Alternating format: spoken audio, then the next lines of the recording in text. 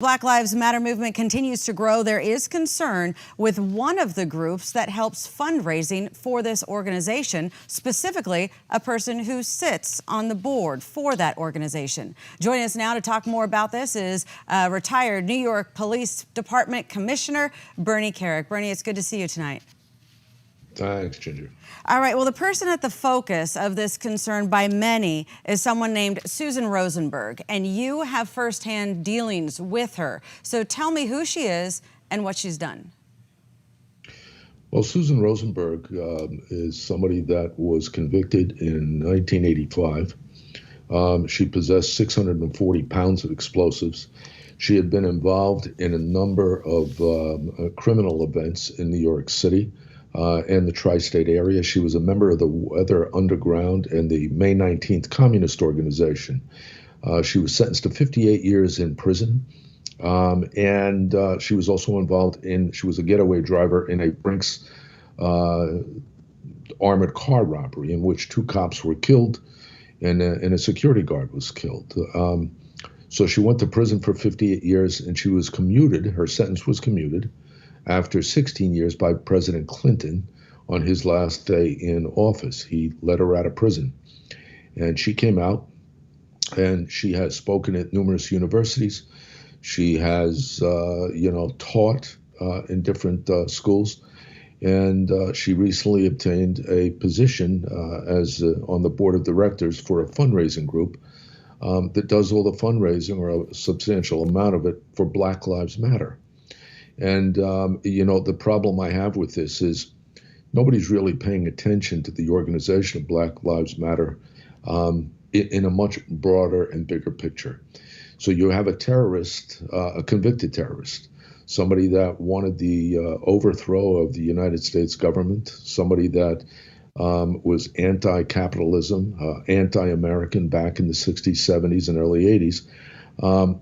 She's now working for Black Lives Matter, whose founders were inspired by a woman by the name of Joanne Chesimard.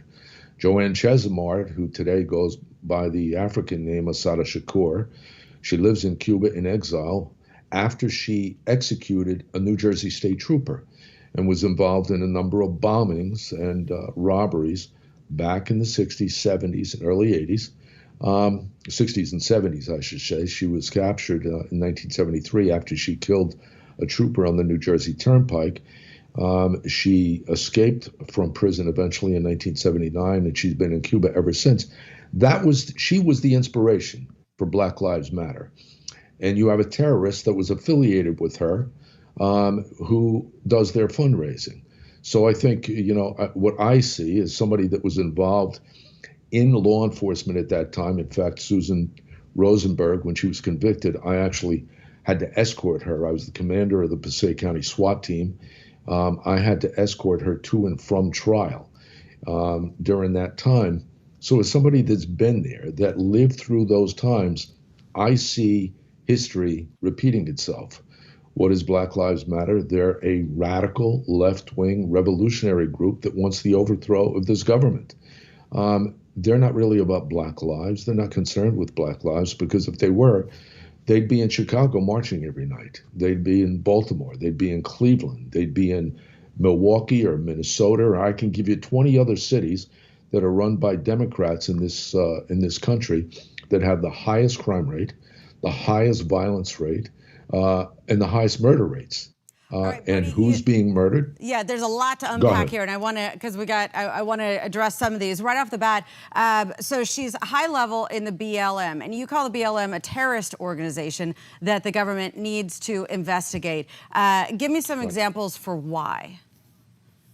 Well, because of their affiliations of what they do. Here's some of the things. Keep in mind, every one of the protests, in the aftermath of George Floyd, how many protests were there? I can't say the exact number, but they happened in 44 states.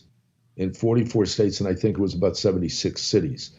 These protests were all organized. The majority of them were organized by Black Lives Matter. What was the end result? About 700 law enforcement officers that were injured. You had 15, and this is in a 2-week period, you had 15 people that were killed during those protests, which turned into riots. You had substantial arson. You had looting, lawlessness in the hundreds of millions of dollars.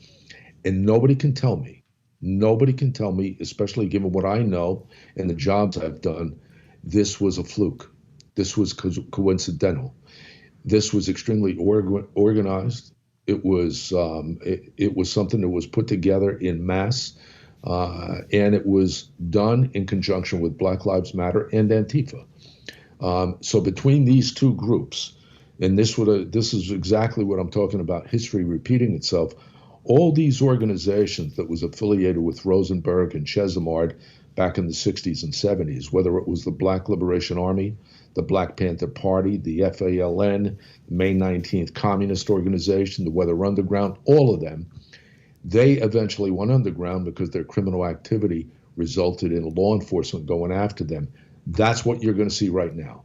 That's what's happening right now. You have the Attorney General, 56 different joint terrorist task forces around the United States working in conjunction with the FBI are looking at all of the events that happened where you had these murders, these cops being assaulted, you had arson, you had the destruction of property. It's all being investigated by the Bureau. So eventually, these people too will go underground. But the associations between the people of yesteryear and the people of today, it's just too overwhelming for it to be a coincidence. You know, you brought up the police department, and I'd like to get, I mean, obviously you're commissioner, former retired commissioner of NYPD. You brought up defunding the police departments because that's what we hear a lot of at these protests.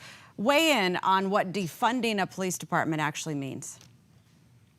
Well, it could mean a couple of things. It could mean you reduce funds. It could mean you eliminate funds, or it could mean you basically eliminate the department. Depends on which one of these lunatics you're talking to, in what capacity they are. But at the end of the day, here's what happens. If you defund and diminish the funding to a police department in any department around this country, you're going to lose manpower and resources to go out into the streets and police those streets.